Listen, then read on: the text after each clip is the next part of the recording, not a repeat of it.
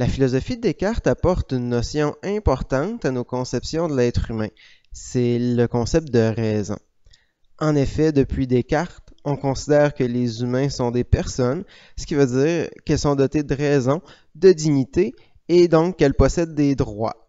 Ainsi, les humains méritent universellement le respect.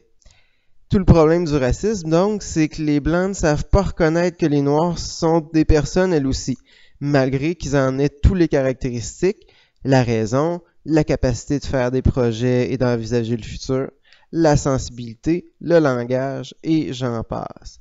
Comment ça se fait?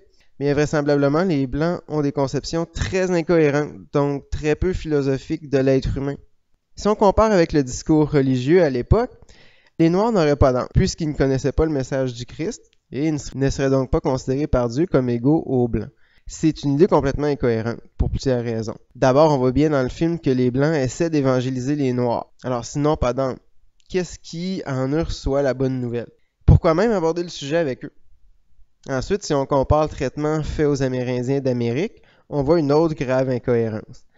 En effet, l'évêque Bartolomeo de las Casas avait fait valoir au 16e siècle que les Amérindiens ont une âme et qu'ils doivent être traités comme des humains, malgré leur impiété, malgré le fait qu'ils ne partagent pas la religion chrétienne. Donc, pourquoi les Amérindiens et pas les Africains? Une autre manifestation de la non-reconnaissance des Noirs comme personnes, c'est le déni fréquent de leur intelligence. C'est un préjugé qui remonte aussi loin que l'Antiquité grecque. Les Grecs croyaient que les étrangers qui ne parlaient pas leur langue ne faisaient que produire des sons comme des animaux, donc qui n'avaient pas de raison. Du déni de l'intelligence, on en voit au moins 3 exemples flagrants dans le film. D'abord, remarquez comment les habiletés de lecture et d'écriture de Salomon provoquent la suspicion. Lorsqu'il lui donne un billet avec des commissions à faire au marché, Madame Epps remarque que Samuel jette un œil à la liste. Elle lui dit « Lire ne te servira à rien.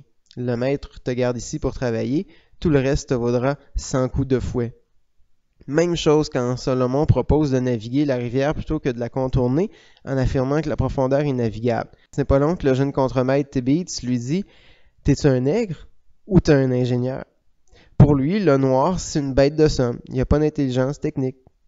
Enfin, aussi, on entend Epps comparer l'intelligence des Noirs à celui d'un singe qu'il a vu au cirque.